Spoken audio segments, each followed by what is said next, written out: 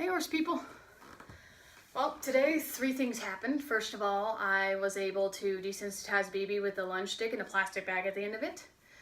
She did a lot better than I thought she would. It was a pretty big step for her. At the same time, it was kind of unpredictable what might happen. Because I never done it to her before, and I don't know if it's ever been done to her in the past with her owners. But she did fantastic. It was a pretty big step for her. And I'm very proud of her. And I'm proud of myself that I went easy on her and I had the patience with her. And that's definitely important in the horse world, is to have patience with your horse if it's something they've never done before. The second thing that happened today, we got some newborn babies in. Y'all probably seen a couple pictures and videos of them on my Facebook page or my YouTube channel. Well, me and Natalie, this girl I work with at the farm, we were turning out some one of the mamas and babies into the paddock so that they could stretch their legs and burn off some energy and have some fun outside. Well, as we were heading out, we were heading towards the paddocks. Close by us was the gate that opened up to the property where people could come in with their own trailers and horses so they could ride in the arena. Well, that's what these folks did. But as we were going into the paddock, these folks are coming in with their loud trucks and trailers. And as that happened, when we got into the paddock, the young colt that Natalie was holding, so she could be able to lead them and get them into the paddock, when those loud trucks and trailers came by, he got really spooked really bad and he slammed her into the gate. Luckily enough, Natalie kept her cool. She calmed him down once they were past with their loud trucks and trailers and they parked. She did what she needed to do with the colt to tell him he's okay, he's fine, that he's not hurt. And I made sure she was okay. She said she felt a little bruised and that her head was starting to hurt. When that incident happened, me and her discussed that we need to go tell those folks that next time they see us come out with the mama and baby that they need to wait until we are out of the paddock and the mama and baby are secure in there. So Natalie wanted to go talk to the woman first because she was the first one in line.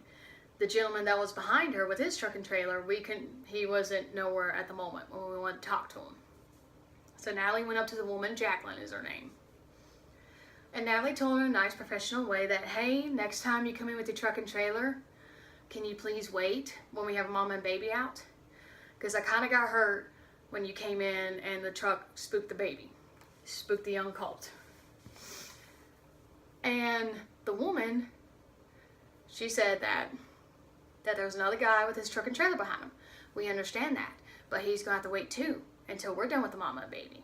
And that's what we told her in a nice way. And some reason she blew out of proportion and she said that we're questioning her horse knowledge and that we have no experience, that she has far better experience in the amount of years that she works with horses. And basically saying we know nothing. Woman, we weren't questioning your horse knowledge. We were just asking you to wait. If you see us with mom and baby, you need to wait before you pull in with your loud truck and trailer. That's all you had to do, was wait. But she blew out of proportion, but it's done, it's over with, and hopefully it won't happen again. If it happens again, it's not going to be pretty. I'm either one to say something, and it's not going to be pretty. That's all I'm going to say. Third thing, this woman Jacqueline I just mentioned. Most of the time I see her, she has her grandson with her. Her grandson's between 3 and 5 years old. And at that age, when kids like that see horses, they're fascinated with them. They think they're big, cuddly teddy bears or stuffed animals or something, and that they won't get hurt. Well, this woman constantly brings this kid around, and there have been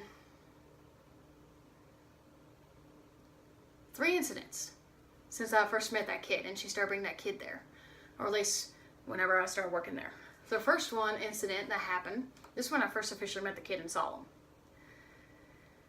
I was taking Lexus out. She's one of the oldest show horses there. She's between 18 and 19, and she's very chill, laid back kind of horse. I was taking her out to the paddock, and Jacqueline had her truck and trailer parked on the property. We were walking by so I can get to the pack I need to put Lexus in. A minute later, that kid jumps off the trailer and, screaming, having a good, and doing what kids do. When he did that, Lexus jumped back and got spooked. Luckily enough, I told her whoa, and those horses are trained to stop when they hear whoa.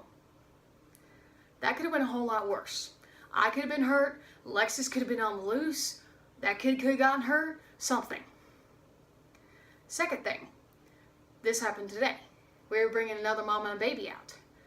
And the kid had some of his friends with him apparently today. They were a little older than him. Either way, they're kids. We were walking by with the mama and baby, and right after when we were coming out with them, I asked them nicely, hey kids, if you can, this is a young baby. He gets scared by loud noises. If you can, just be quiet until we get him in the paddock. That's all we're asking. One kid said yes, the other two keep on playing. I know they're kids, but this is why I don't want kids to be brought to the farm. Because they're going to be kids, and they're going to want to play, and they don't care. They see a horse, they're fascinated with it. And then, either way, those kids could have listened and stayed quiet for 1 minute to let us turn that mama and baby out to the paddock. But no. Luckily enough, that baby did very well, and he didn't get spooked, and he walked into the round pen. But either way, yes, it went well today, but you never know if the next day it could have went totally wrong. Alright, third thing. Maybe the fourth time I saw this little kid that Jacqueline brings her grandson with, he was walking behind one of her horses. And this horse looked like he was about to kick this kid because the kid was behind him. And the horse did not know what was behind him. Well, the grandma, Jacqueline, told the kid to move out from behind him. The kid started bawling his eyes out and crying because he couldn't walk behind the horse. You want to cry to walk behind a horse and get yourself killed or hurt, kid? Go right ahead. I know it sounds harsh, but I understand if you don't have a babysitter to bring when you're around horses and everything. I get it because I had to babysit my younger siblings for my mom growing up. I totally get that. I do. But I'm sorry. No kid that has a hard time listening to you, especially around horses, does not need to be with you. Bad things can happen. It's not a matter of if, it's a matter of when. That quote is actually from that movie, The Longest Ride, and that is definitely the truth. So basically, things went well with my horse today. Happy to have her in Utah. Very happy to have my girl back. Second, that woman blew out of proportion when she did not need to. All she had to do was answer yes or no to the question we asked her, and we asked her politely. Third thing was just don't bring your kids.